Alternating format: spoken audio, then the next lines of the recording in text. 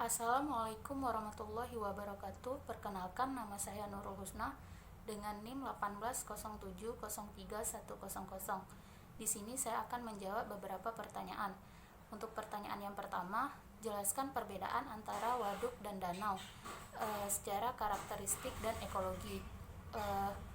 Waduk merupakan suatu perairan yang berasal dari hasil campur tangan dari manusia, sehingga di waduk ini memiliki biota yang jumlahnya terbatas ataupun tidak beraneka ragam. Sedangkan di danau merupakan suatu perairan yang berasal dari mata air, air hujan, air tanah, serta air sungai, sehingga danau ini dikategorikan sebagai perairan yang alami, sehingga di danau ini memiliki biota yang cukup luas ataupun beraneka ragam.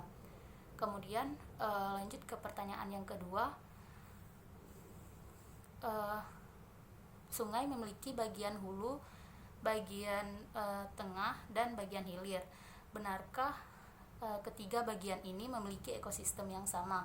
Jika tidak, mengapa? Di sungai, pada ketiga bagian ini, yaitu bagian hulu, bagian badan perairan, dan bagian hilir, memiliki ekosistem yang sama. Akan tetapi yang membedakannya yaitu pada bagian hulu merupakan bagian awal dari suatu perairan, yaitu yang berasal dari pegunungan dan perbukitan. Sedangkan di bagian badan perairan dan bagian hilir, dia perairannya itu tidak terlalu jernih lagi, berbeda dengan bagian hulu, di mana air yang ada di bagian hulu ini masih sangat jernih. Sedangkan di bagian hilir, karena sudah di bagian ujung ataupun di bagian akhir suatu perairan.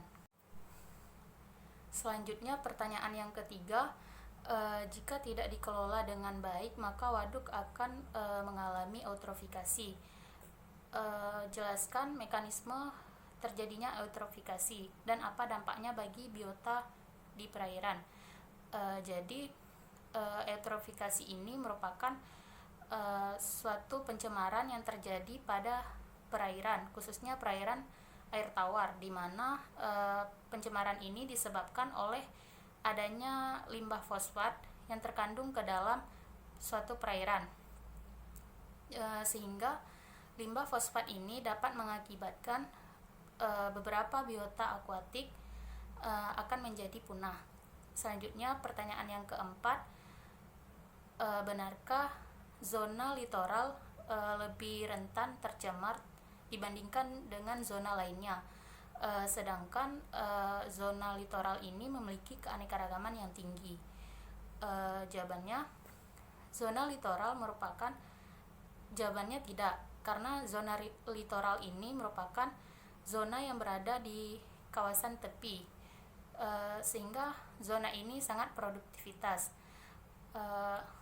dan zona ini menjadi habitat yang penting bagi biota akuatik. Pertanyaan yang terakhir, benarkah ekosistem perairan merupakan tanggung jawab seorang muslim? Dan sertakan dalilnya. Jawabannya benar. Berdasarkan Quran Surah Ar-Rum ayat 41 yang berbunyi, Bismillahirrahmanirrahim. Zaharal fasadu fil barri wal bahri bima kasabat aydin nasi liyudhiqahum ba'dalladzi amilu la'allahum yarji'un, yang artinya telah tampak kerusakan di darat dan di laut yang diakibatkan oleh tangan manusia. Allah menghendaki agar mereka merasakan sebagian dari perbuatan mereka, agar mereka kembali ke jalan yang benar.